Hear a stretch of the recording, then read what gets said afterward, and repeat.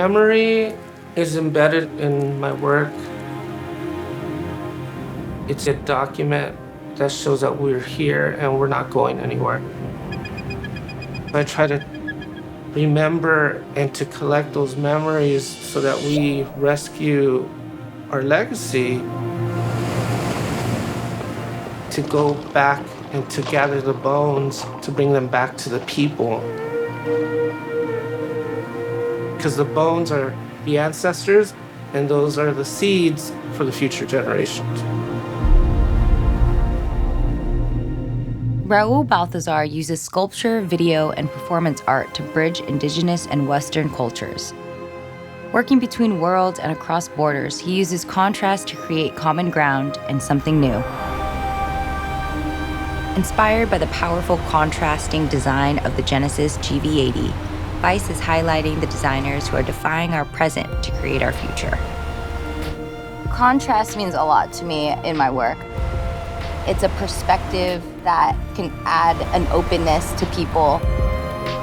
When we go into a neighborhood and step into somebody else's world, I trust what they show me, and I take that as a lead to what I can then create art with. By exploring contrasts, we create more connection.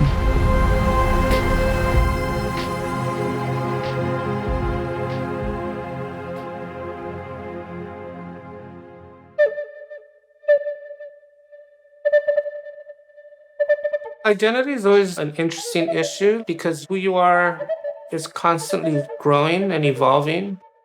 LA is mostly Mexican, but we're made to feel like we just exist in the fringes.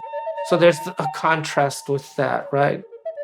It's still knowing that sometimes you don't really fit in or you're not supposed to be somewhere, but then at the same time, why can't I not be there? I think that we need to just use the contrast and harmonize it. I come from a Mexican American background, and when I started learning about my indigeneity, my Chichimeca background, my Raramuri background, I felt like, wow, I'm very proud of this. Like, I want to learn more about it. I've always done art since I was a child. That was a way of sharing with someone and giving thanks. In Mexican culture, they call it un don. You know, a don is a gift. And people would just say, hey, that's your gift. That's your calling. That's who you are. 1, 2, 3, 4.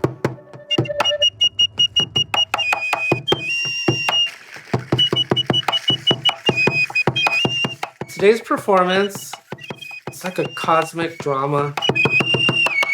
I'm going to take the prayers of the people within a container to the top of a hill and then put those prayers into a smaller container so that it could fly up, and it's going to have some offerings to the gods. I think a lot about the ancient ceremonies and how incredibly they were designed.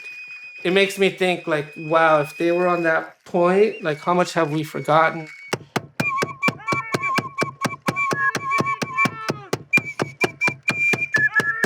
Dutchley 7, the Aztec bunny, is, I mean, don't tell anyone, but it's basically a coyote dressed up as a bunny. So there's that contrast, right? In the creation stories, they're called like tricksters or hayokas, native clowns that test you in the ceremony. The regalia is designed for performance art, for rituals. It's kind of funny but grotesque too. It's like they say the mask reveals as much as it conceals.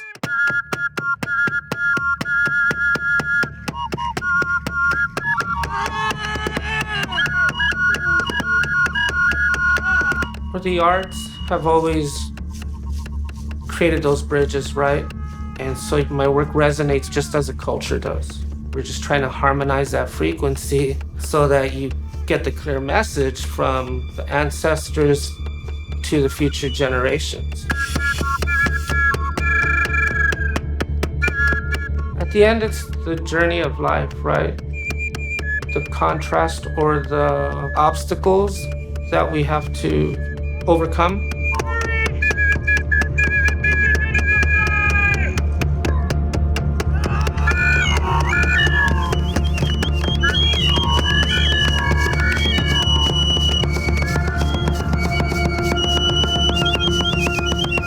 I know that no matter what, that my art will always like open the ways.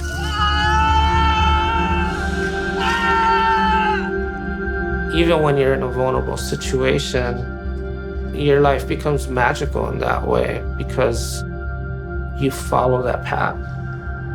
And even if it's the path least traveled, you still have this faith.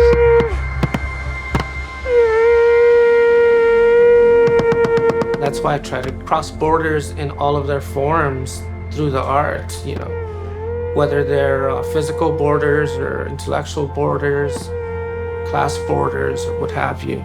It's always about, you know, sharing at the end.